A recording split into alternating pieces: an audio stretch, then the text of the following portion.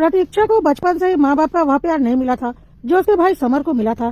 बचपन से ही माँ बाप समर को ज्यादा प्यार करते थे और प्रतीक्षा को इग्नोर करते थे, क्योंकि प्रतीक्षा एक लड़की थी और समर उनके खानदान का इकलौता वारिस और उनका प्यारा बेटा। प्रतीक्षा को इस बात का बहुत दुख होता था कि उसके माँ बाप उसे उतना प्यार नहीं करते जितना उसके भाई को करते हैं, लेकिन वह कर भी कह सकती थी, सिर्फ मन महसूस कर रह जाती। और समय के साथ उसकी शादी हो गई और वह अपने ससुराल आ गई।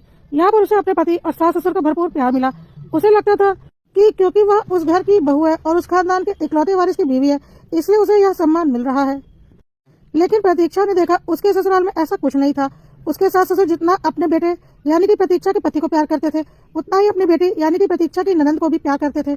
कोई भेदभाव नहीं था दोनों भाई बहनों के बीच। यह देखकर प्रतीक्षा को बहुत अच्छा लगता था। उसे लगता था काश उसके घर में भी ऐसा ही माहौल होता, लेकिन उसे तो बचपन से यह प्यार कभी मिला ही नहीं था। प्रतीक्षा के सास ससुर प्रतीक्षा को बहुत प्यार करते थे। प्रतीक्षा बहुत खुश थी अपने ससुराल में।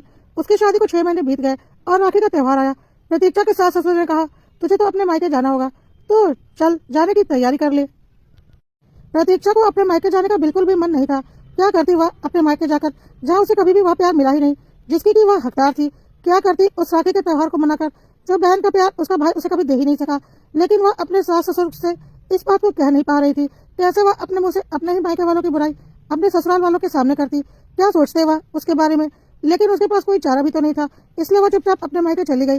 लेकिन मायके में फिर उसके साथ वही हुआ जो आज तक होता आया था। उसे कोई खास मन सम्मान उसके मायके में नहीं मिला, बस एक फॉर्मेलिटी निभा दी गई और वह फिर अपने ससुराल आ गई।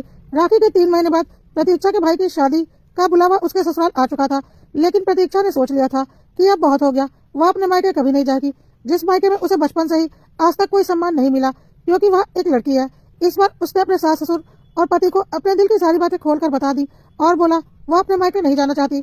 उसके सास ससुर और पति को यह बातें सुनकर बहुत अजीब लगी। इस जमाने में भी किसी के माँ बाप ऐसा कर सकते हैं। प्रतीक्षा ने बोला, मुझे पता है मेरे पति को भी ससुराल जाने का शौक होगा, लेकिन मेरे पति को ससुराल में वह इज्जत नहीं मिलेगी जो एक दामाद को मिलनी चाहिए। प्रतीक्षा के ससुराल वालों ने बोला, अब तुम हमारे घर की इज्जत हो, हमारी बहू हो और हमारे लिए मायने रखती हो। हम तुम्हारे माँ बाप की तरह नहीं है, तुम जैसा चाहती हो वैसा ही होगा, क्योंकि तुम हमारे घर की इज्जत हो। अगर तुम अपने मायके नहीं जाना चाहती हो तो कोई जोर जबरदस्ती नहीं है, तुम तुम्हारे ससुराल में पूरे मान सम्मान के साथ रहोगी, क्योंकि हम लोग तुम्हारे माँ बाप जैसे नहीं है। हमारे लिए जितना बेटा जरूरी है उतनी ही बेटी। यह तो तुमने इतने दिनों में देख ही लिया होगा, तो ऐसा बिल्कुल मत सोचना कि तुम मायके नहीं जाओगी तो यहाँ तुम्हारी इज्जत कम हो जाएगी। तुम इस घर की बहू हो और इस घर पर तुम्हारा पूरा हक है। तुम आराम से यहाँ रह सकती हो, जहाँ मन हो वहाँ आ जा सकती हो। प्रतीक्षा को आज पहली बार अपनी किस्मत पर नाज हो रहा था।